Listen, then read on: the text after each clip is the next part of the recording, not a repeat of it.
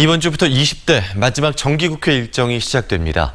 패스트트랙 법안과 예산안 등 처리해야 할 사안들이 많은데요. 조국 법무부 장관 임명을 둘러싼 여야 간의 대치 국면 때문에 순탄치 않을 것이란 예상이 나오고 있습니다. 오승용 킹핀 정책 리서치 대표와 좀 더 자세한 이야기 나눠보겠습니다. 대표님 안녕하십니까? 네, 안녕하십니까? 네, 추석 연휴를 지내고 여야 정당이 서로 다른 민심 해석을 내놨습니다.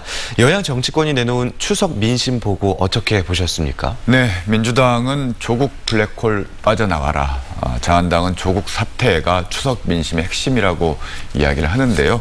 정치권의 민심 해석이라는 게 재논의 물대기식인 경우가 많아서 객관성이 떨어지는 경우가 있습니다. 객관적인 조사 결과를 살펴보는 게 더 이해하기가 쉬울 것 같은데요. 칸타코리아에서 추석을 앞두고 조사를 했습니다. 95% 신뢰 구간에 플러스 마이너스 3.1%포인트 유의 수준인데요. 어느 정당을 지지하느냐라는 질문에 민주당 31.3%, 자한당 18.8%로 두 당 모두 동시에 지지율이 떨어졌다라는 겁니다.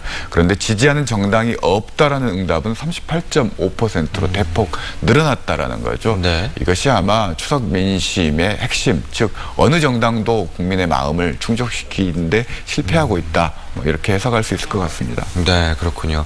그리고 오늘부터 교섭단체 대표 연설을 시작으로 정기 국회 일정이 시작이 됩니다.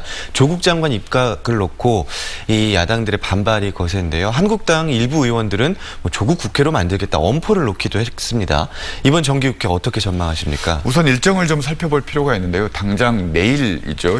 17일부터 교섭 3단체의 교섭단체 대표 연설이 예정돼 있고요. 23일부터 26일까지는 대정부 질문이 예정돼 있습니다. 그리고 이달 말 30일부터 다음 달 19일까지 국정감사가 예정돼 있는데요. 많은 분들이 조국 국회가 되면서 국회가 다시 한번 정기국회가 파행을 겪는 거 아닌가, 조국 2라운드로 가는 거 아닌가라는 우려를 하고 있는데요.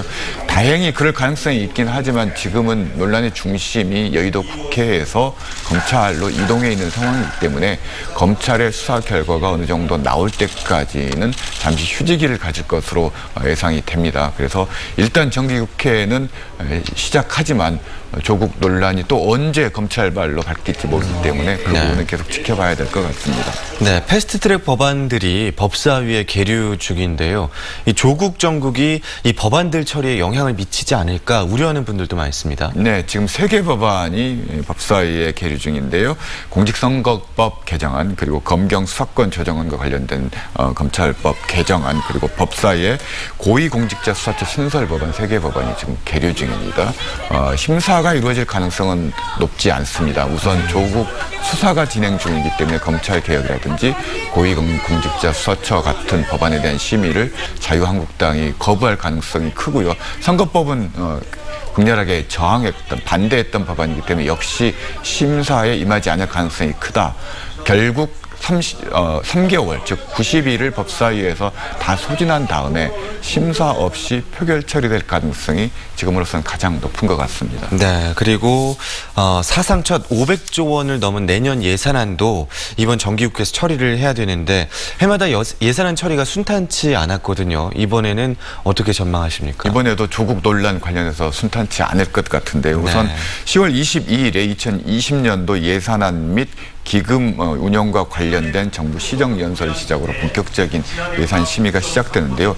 지금 현재 약 513조 원대의 정부 예산안이 제출된 상태입니다. 일본 경제보복 대책 그리고 미세먼지 대책 관련 예산들이 중심을 이루고 있다고 설명을 하고 있는데요. 작년 469조보다 무려 9%포인트 지금 증액된 상황이고요. 네. 3년 전에 400조였는데 불과 3년 만에 100조가 늘어났다는 거죠. 너무 가파른 재정 팽창 아니냐라는 일부 우려의 시각이 있고요. 네. 그럴 경우에 정부의 재정 건전성을 해칠 수 있기 때문에 이 부분과 관련해서 국회에서 당연히 논란이 될 것 같습니다. 네, 그리고 마지막으로 민생 관련한 법안들, 특히 5.18 관련한 법안들도 표류를 하고 있습니다. 어떻게 될까요? 지금 민생 관련 법안 우리 지역 관련된 게 인공지능 산업단지 조성 사업 관련된 예산 부분이 있고요. 그리고 무한공항 활주로 연장 사업과 관련된 예산 이 부분들이 포함되어 있습니다. 특히 많은 분들이 관심 있는 5.18 관련 법안들의 경우 진상규명특별법 개정안이 여전히 국방위원회 소위에 지금 계류 중인 상황인데요. 심사가 진행되고 있지 않습니다. 집권당이 좀 더 책임의식을 가지고 민주당이 적극적으로 좀 나서야 되지 않겠는가라는 의견들이 있습니다. 5.18 역사왜곡 특별법, 그리고 공법단체와 관련된 5.18 특별법 개정안, 그리고 국가유공자법 개정안들이 모두 지금 계류 중인 상태입니다. 네, 알겠습니다. 이번 마지막 정기국회 일정 관련해서 킹핀 정책 리서치 오승용 대표와 이야기 나눠봤습니다. 고맙습니다. 네, 감사합니다.